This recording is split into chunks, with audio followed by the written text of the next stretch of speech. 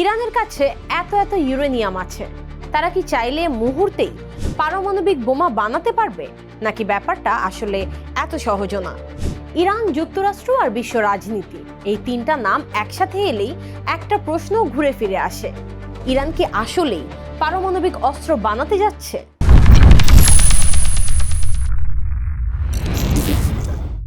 আজকে জানবো কি পদ্ধতিতে পারমাণবিক বোমা বানানো সম্ভব, আর এই দৌড়ে ইরান কত দূরে গিয়েছে। চলুন খুব সহজভাবে পুরো বিষয়টা বুঝে নিই। ইউরেনিয়াম একটি প্রাকৃতিক উপাদান, যা U-238 আর U-235 এই দুইটি আইসোটোপ দিয়ে গঠিত। প্রাকৃতিকভাবে যে ইউরেনিয়াম পাওয়া যায় সেখানে 99% U-238 থাকে আর মাত্র 0.7% U-235 থাকে, যা মূলত পারমাণবিক অস্ত্র, পারমাণবিক বিদ্যুৎ কেন্দ্রের জ্বালানি, পারমাণবিক গবেষণা চুল্লির জ্বালানি হিসেবে ব্যবহার করা হয়।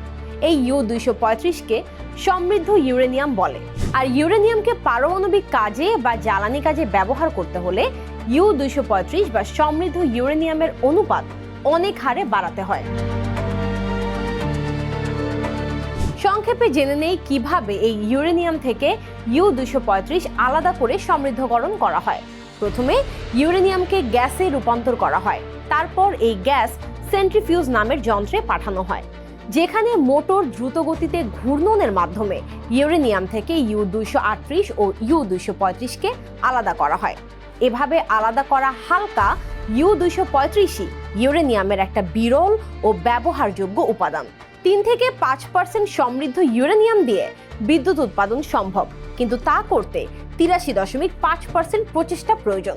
20% সমৃদ্ধ ইউরেনিয়াম দিয়ে গবেষণা কাজের চুল্লির জ্বালানি প্রস্তুত সম্ভব, যা তৈরি করতে প্রায় 92% প্রচেষ্টা দরকার।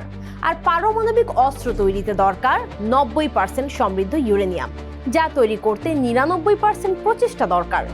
এবার দেখি ইরানের কাছে কি পরিমাণ সমৃদ্ধ ইউরেনিয়াম মজুদ আছে।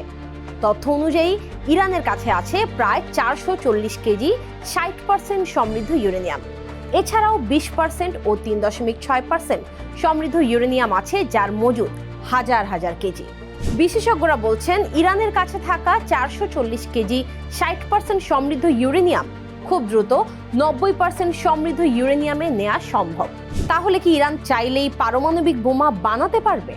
এখানেই আসল টুইস্ট। আসলে শুধু ইউরেনিয়াম থাকলেই বোমা বানানো যায় না। একটা পারমাণবিক অস্ত্র বানাতে আরও প্রয়োজন হয় ওয়ারহেড ডিজাইন, বিস্ফোরণ মেকানিজম, ডেলিভারি সিস্টেম, যা হলো মিসাইল বা বিমান। আর এখন পর্যন্ত আন্তর্জাতিক সংস্থা ইন্টারন্যাশনাল অ্যাটমিক এনার্জি এজেন্সি বলছে ইরান এখনো সক্রিয়ভাবে বোমা বানাচ্ছে এমন প্রমাণ নেই।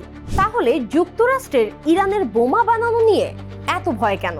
কারণ তাদের মতে ইরান চাইলে খুব দ্রুত অস্ত্রমানের ইউরেনিয়াম তৈরি করতে পারে এবং সেই ক্ষমতার খুব কাছাকাছি পৌঁছে গেছে তারা, যে কারণে এটাই এখন বিশ্ব রাজনীতির সবচেয়ে বড় টেনশন।